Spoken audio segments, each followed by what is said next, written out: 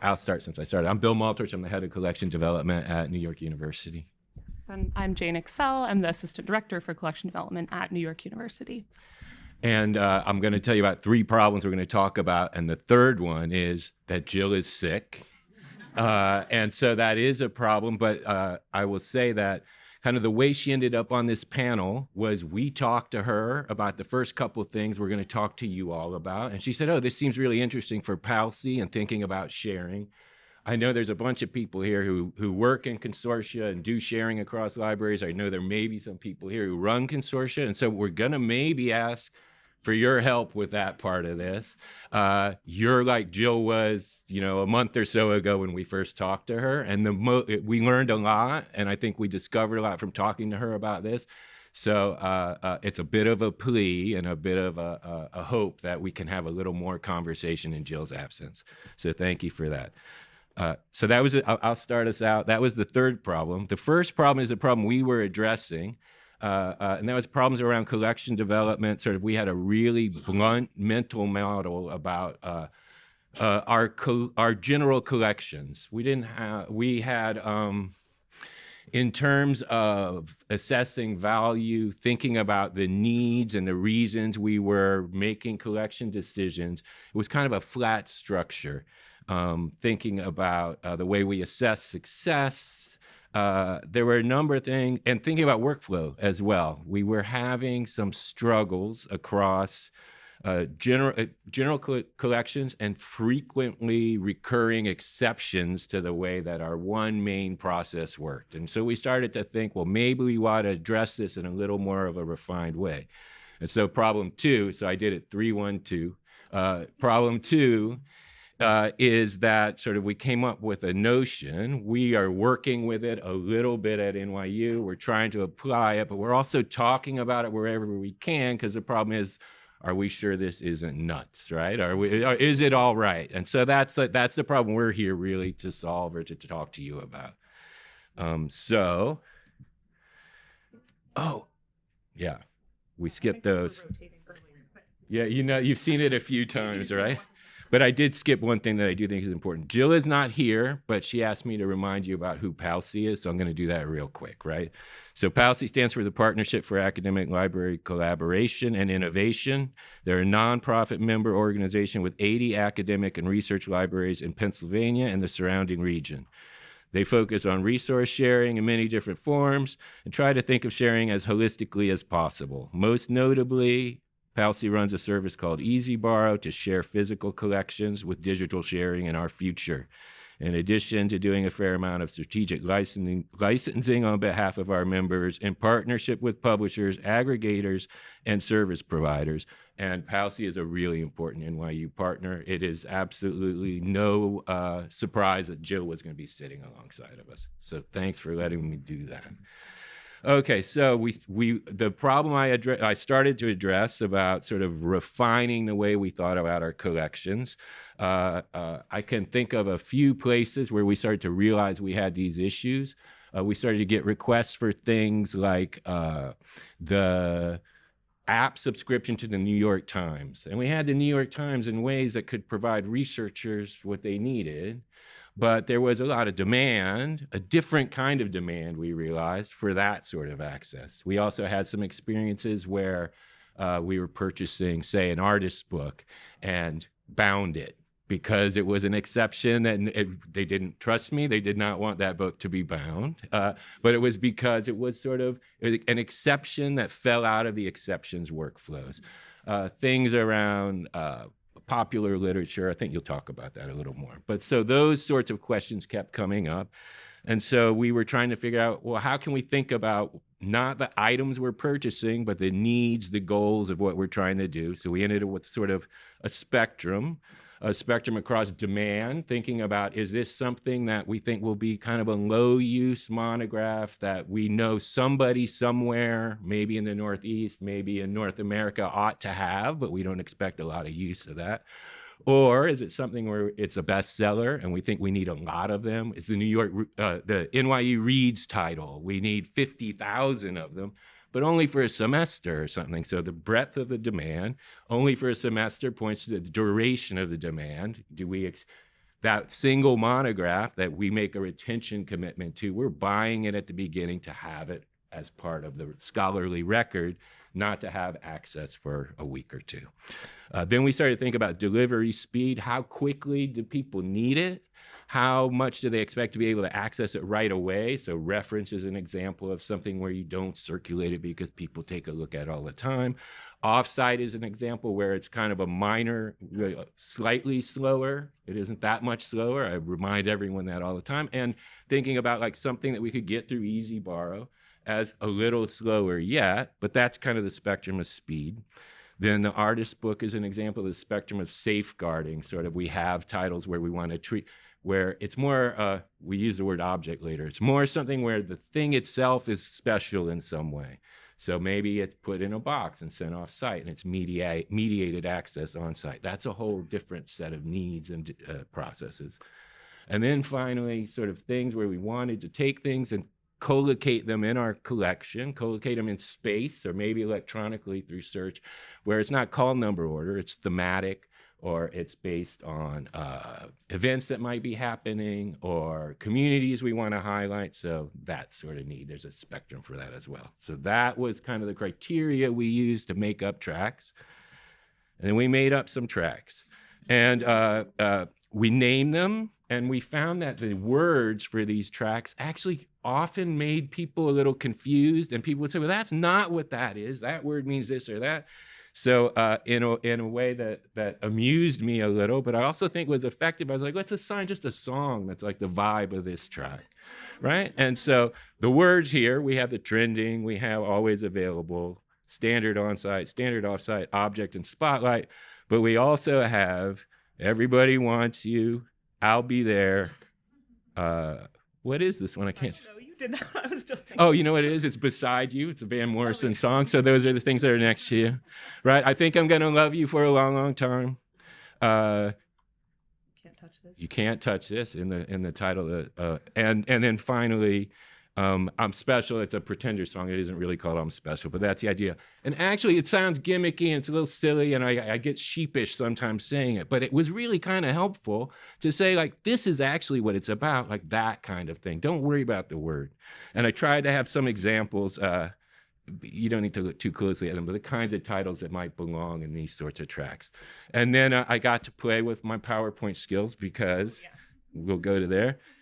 We realized that over time, sometimes items would move tracks, or sometimes a title, not an item, might be in a couple tracks. And like one of the ways we started thinking of that was, if I think of the, say, New York Times bestsellers, I want those to be in this trending track.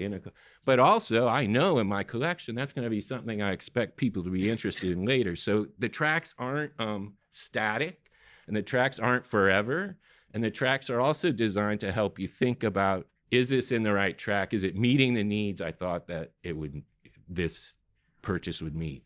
And I think that's kind of important too, because measures of success are really different if you think this is a trending title and everyone's going to use it, or you think this is a title no one's going to, I don't expect a lot of circulation. Maybe I rely on a partner library to have it. Maybe it's enough to have one library in the NYU system have it. Maybe I just send it off site, but if that gets in high demand, I can't keep it off site. So they do move. I think that's an important point too. So essentially then, I think this is a notion we're working with. And then you have an idea and you think, well, what next? How can we use this? I think that's where you step in. Yeah, so I'll talk a little bit more about the workflows for that. And I mean, something that I like about this, just as a goal when we started it, was that we wanted to do this to enable us to be able to say yes more often to people's requests, where we have these standard workflows for our standard offsite, our standard onsite, and that's working well for like the majority of our materials. But then over and over again, we get people who are coming, they're like, this is a general collections thing, but it's kind of a limited edition and it has these extra parts, so it's going to need this housing and we really want it like offsite mediated. Or they'll come and say, oh, I know we're generally like a 1-copy library, but for this thing, it's not on course reserves, but it's really popular and like we'd really like 3 copies of it right now. And those kinds of requests, in and of themselves, for each step, it's not like they were impossible, like we could do it, but because they weren't in our regular workflow, they were all like exceptions, and they had to be like handheld through the process at each step. And each person involved would have to get explained to them like, oh, acquisitions person, you have to do it this way because it's this kind of thing. Process it, do it this way. So it was just very not scalable at all. And I mean, this was the kind of stuff that in my previous position as the acquisition supervisor was just ending up on my desk all the time because it's like clogging up that regular workflow. And you're like, okay, I got to handhold it another 5 steps along. So by trying to look at the kind of needs that these were meeting, we started collecting these like distinctive use cases, as we called them at the time, to sort of gather these different examples of kinds of things that don't fit these general workflows that we have in place now, and say, okay, are there like common needs that we can take out of these? And then we distilled those down into these tracks and sort of tried to distill it from obviously this kind of like infinite combination of processing choices that you could make like at each step along the way, and streamline it into these 6 workflows that hopefully everybody could understand, from people in acquisitions to cataloging to preservation, and just make that a much smoother and more efficient process. And I think the example that we had already that sort of helped this like click with people was course reserves, because course reserves was not like an item-based workflow, right? Like people understood that it was a need-based workflow, essentially. There could be all kinds of different materials that would go into course reserves. It could be a book, it could be a DVD, whatever. But when you say course reserves, the acquisition persons know, okay, this is going to rush ship. We're going to get it immediately. We're going to streamline that right through processing. Cataloging, we're just going to give it, what it needs to be discoverable just at the basic level. We're not going to bind it. We're going to send it straight to the shelf. So in some ways, for me, I guess as like a tech services person, it was kind of an expansion on that as how I started thinking of this, to be like, okay, course reserves, that's one need that we have now folded into the trending track, because we realize there are other materials outside of course reserves that have that same need, which is like, we need it right away. We might not need it for a long time, but like we got to get it in there. And then looking at these other sort of need use cases and getting that into those 6 tracks. So, the hope is that now we can have these 6 areas where we can look at things and really make that kind of like holistic processing, where now somebody understands in acquisitions you're doing this, all the way down through preservation, where they'd be like, okay, I understand like this is in the trending track, so maybe it's not something that we're trying to keep for a long time, so I'm going to maybe do the minimum to preserve this here. Like I'm not going to be like hand stitching on the cover or whatever. Again, although I obviously don't know anything about preservation, sorry. But yes, whatever those levels of things are. So I have like kind of some examples here, of like how you might look at a workflow for an item in the trending track versus an item in the object track, and sort of the different decisions that are going along as you're moving through that. And so now maybe we can talk a little bit about like format preference for that. So I think this was kind of born, and I think you can probably tell that from the way you've been talking, in print and like physical workflows and a lot of physical items.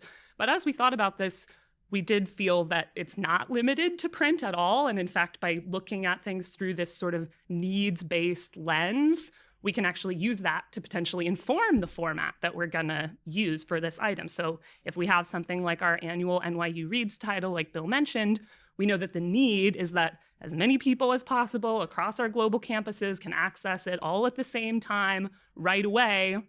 That need is going to inform the choice that probably an e-copy is going to serve us well, like an unlimited user ebook version, potentially leased because we know we might not need it forever. Maybe we'll keep one copy in like a standard on-site, but that's going to work out well for us. So obviously that's not always possible. You might not always get that choice and everything, but that you would ideally, in our perfect world, be actually using that need to drive those format decisions.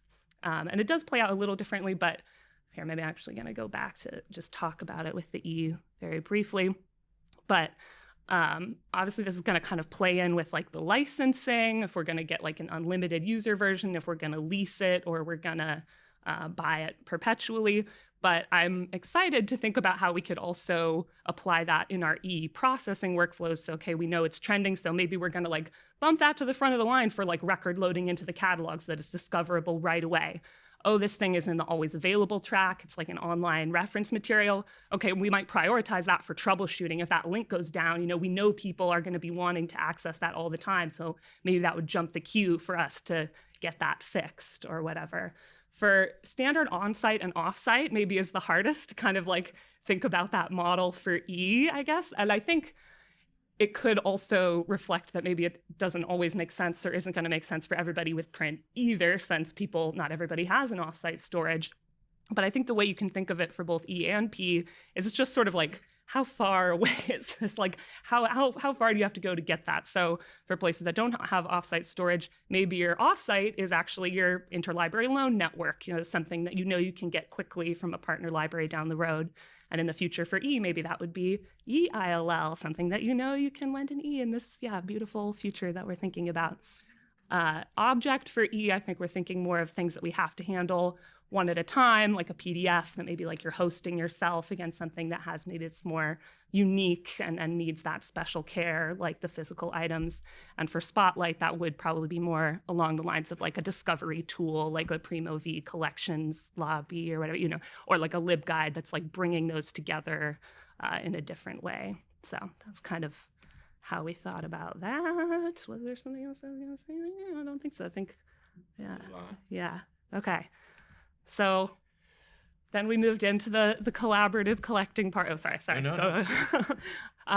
Where we were thinking about this consortially, where might this make sense to apply at a consortial level, or where might we think of these different needs as like local collecting decisions versus something that would be good for a broader audience. And this was Jill's slide, sort of think through that. And I guess maybe Bill wants to say something first, and then we'll throw it. Only just to say that we sort of, because of NYU's structure, because we have a library in Shanghai, we have a library in Abu Dhabi, we have, the little, ISOL library, institute libraries and things. We have been thinking in some way consortially, because a lot of what drove our decision early on to do so much ebook purchasing was thinking about these needs, right? So everybody needs it. It's broadly across NYU.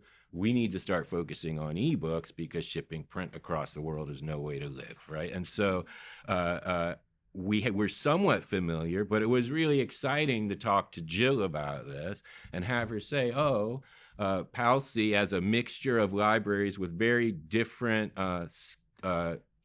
if you're thinking in tracks, very different mixtures of the tracks, very different sort of emphasis on tracks, some without any, and without everything. And already some of the collaborating we were doing was kind of, if you think in these tracks, was track-based. Like if everybody needed broad access across PALC, we were thinking about an e-subscription to something working in E made sense. And there was Easy Borrow is about sharing print across the network. So if you project that in the future, you're thinking about who has what, for how long, for how dependably. But that's me kind of putting words in Jill's mouth. So we may be at the point where you're our Jill now. You're all Jill now. That's the takeaway. Yeah, and we could talk through what's here. We could go on. But I think in my perfect world, you have thoughts. Or even if they're not consortial thoughts, but just like does this make sense? That's great too. But there's also more we can say if this isn't good. I have a question. Yeah. Please. Oh, thank you. We only have one mic, so we're going to have to round around so the recording can hear you. So I'm from a small liberal arts college called Wofford here in South Carolina. And my big question with this is, how did you communicate this new workflow to all of your staff? And how did you document the new workflow?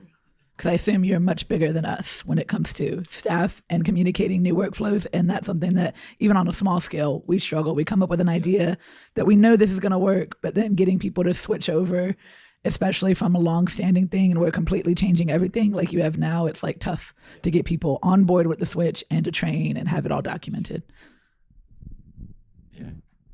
I figure I'll hold it since we'll probably be.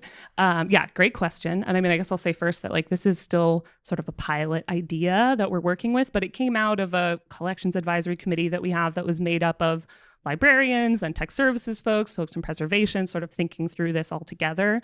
So that was exciting. And it was we sort of talk to each of those groups individually, like, does this make sense to you? Would it work? Would it fold in with your workflows? And that was one of the exciting parts about it, because it was making sense to them. And they were like, from preservation, being like, oh, okay, yeah, now that I understand this track, I do know what to apply in that preservation mode. As far as documentation, right now we have a lot of spreadsheets where we have those facets kind of linked out, and then, okay, so for these facets on this track, here's what would happen kind of in each of those. And just lastly, I'll say also from the selector perspective, we haven't really like given them this like, here, study these 6 tracks, exactly like that. But I think the hope is that we are starting to try to get them into the mindset of like, tell us what the need is, the need with this item, and then we can make a set of processing decisions based on that, where you might not be telling us, like, trying to dictate like how it should be cataloged, but that we will be able to do that, understanding that need. And then long term, hopefully that would be woven into kind of their collection development statements for their individual subject areas, as they're thinking through, okay, I have this kind of material that is in this object category, and I know I'm always on the lookout for these like trending type of things. I'll just add, I think it's easier in some of these categories than others. So we had like a leisure collection, which fits in this trending track, right? And then we didn't, and for post-COVID, all kinds of reasons. And to say, to reintroduce that, and even to talk about it like with that committee and with others in terms of, oh, here's an example of how, we don't lease a lot of books that turn around and whatever the turn, what it is, I don't know. So that was relatively simple, and it feels like some progress on that track. And I imagine there is documentation for that, because Jane did it, right? If you think about, I've been talking to CARMS, our technical services folks, about, and to the liaisons, we're all really interested in like a much more fine-tuned way to imagine what's on-site and off-site for us. But that switch involves major changes to workflows and the major changes just to ways we know what is on-site and off-site. So that, I think, like, it's been socializing the idea first so that there is some desire, because they're going to have to want to do it, to make these kinds of changes and have these kinds of conversations. So the question kind of is, isn't this really hard to do, and how quickly can you make it happen? I mean, not exactly, but and yes, it is, and we're like making inroads. I have to add more because I love documentation and like workflows for that stuff.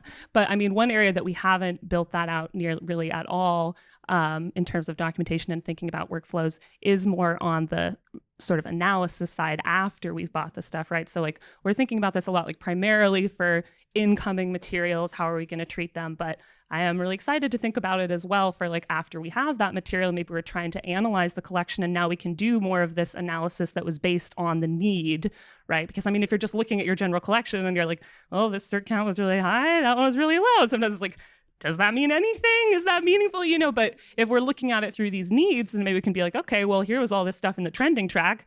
Oh, that one only circulated once, or like has never been accessed online. Okay, well, maybe that wasn't the right track for this. And maybe that would be another point where we might switch the track up or think about what happened there. And I think that might also be the point where we get to see a little more, because when we're talking about needs, obviously there's both like library needs and like the user needs. And I think in that analysis, we might be able to see more like, are those meeting up? If we had the library need of like, we need to keep this safe because there's only like 10 copies in the world, like, or, we have this shared retention commitment. And then the user need is like, we thought the users are going to check this out a million times, but they didn't. So hopefully in that later step, we can also do some more analysis. Yeah.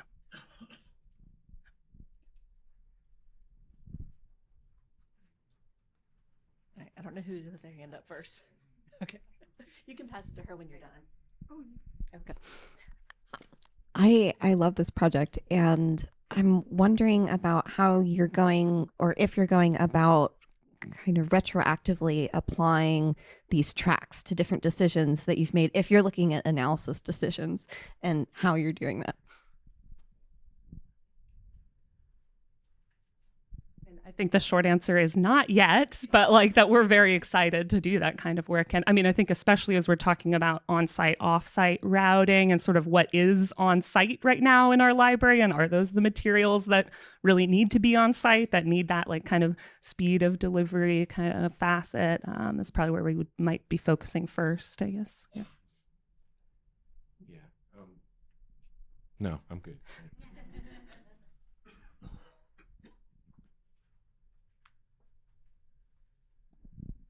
Hi. I guess my question is kind of two parts because the second part only applies if you answer yes to the first part, which is, do you have like an approval plan, and like, are these tracks only applied to things that your selectors or like subject librarians are selecting, or you're buying for, like you said, maybe a leisure reading collection, or are you also trying to apply them to an approval plan in order to have everything sync up? Because approval plans, I think, are different.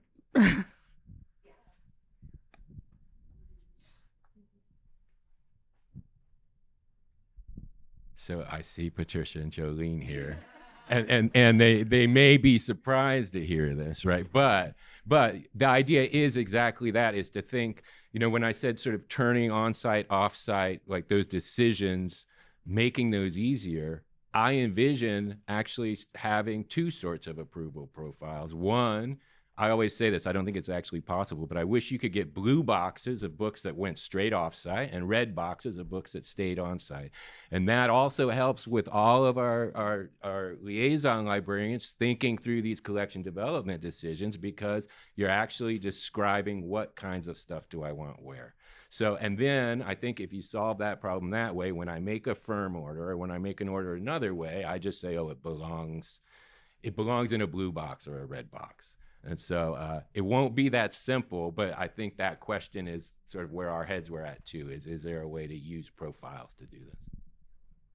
Yeah, no, totally. That's a great question. I love that. And like, yeah, I mean, I think this did come out of a lot of like firm order requests, but I am really excited to apply it to approval profiles. I mean, not just sort of that on-site, off-site routing, but thinking also, you know, now that we have our leisure collection again, we have an approval profile for that, right? Where it's just sending like all the new bestsellers every week. And like maybe sometimes we want 2 copies or whatever. So being able to recognize that, I think Spotlight kind of as well, if we're like, okay, send us all the materials on like this kind of thing, because we're going to put them together in this collection where people can see all of them. So yeah, absolutely hoping those will work together, this idea and the profiles.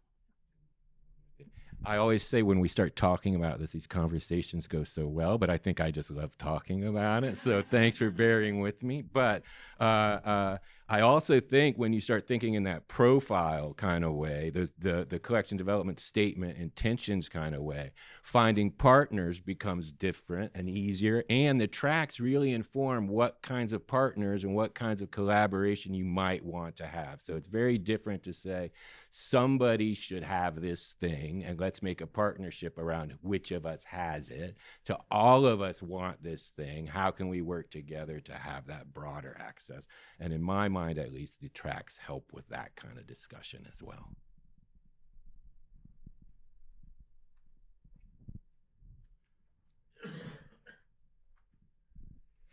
Hi, related to what you just said, will y'all be using analytics to determine gaps in your collection, or is the hope that collaboration with other policy institutions will serve as those fillers?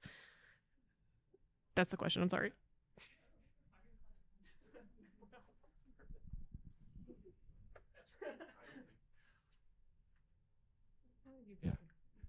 I think there's a mixture, right? I mean, I think like very much in any of those kinds of collaborations, you're thinking about how does like a picture of what everybody shares show what we're all missing? How does it show what I am missing? So and you know, now, forgive me, I have a 1-track mind, right? A 6-track. Right, yeah. No, I know that's a grown, yeah. You saved me, very good. But I do think like sort of like thinking of what counts and what kind of gaps you want to fill sort of fits in this kind of model as well. And so, Yeah, absolutely. Sort of the same way that any kind of those collaborations like that helps you think about what is the strength of my collection, what are the weaknesses. I think with Impulse, it's going to be a similar thing. Yeah, and I think that's like both sides too, right? Because it could be like, oh, we did this analysis either locally or at the consortial level, and here's these gaps. It could also be like, oh, we did this analysis and all 5 of us have this and really belong to this track where we probably only needed one, you know, so it could go either way.